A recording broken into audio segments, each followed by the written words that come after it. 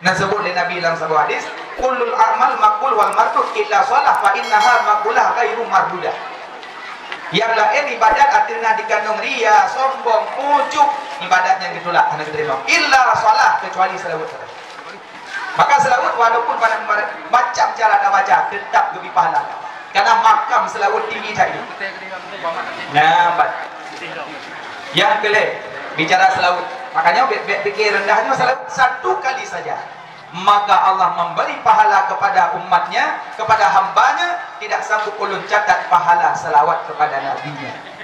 Jadi yang jadi pertanyaan, solat tetesan ujian dari langit kena orang umumo dengan pahala bacaan selawat. Malah mati ujian nak pernah gampang banjir karena ujian. Sidungkan le tetesan ujian, tapi lebih le pahala selawat kepada Nabi Muhammad sallallahu alaihi wasallam. Makanya bicara selawatnya adalah ibadah makam yang tinggi. Qiraah ad-dawiyah, waliyah. Beliau selawat ke Nabi dalam surah 50 ribu. Ini adalah Rabi'ah ad-dawiyah.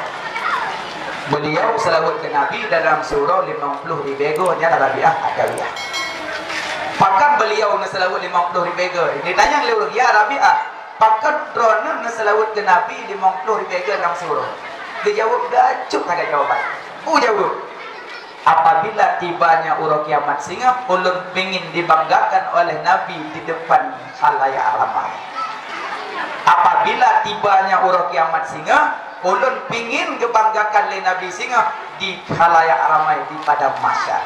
Malah Nabi sehingga disebut nyoke hambalun yang bersalawat kepada ulun dalam surah 50 ribu nyoke nyo hambalun nyan-nyan yang lu pinginkan ke Rabi'ah urang kiamat lun begitu bedah oleh Nabi di mahkamah sehingga bangunlah wahai Rabi'ah, inilah hambalun, inilah umat ulun yang bersalawat kepada ulun dalam surah 50 ribu.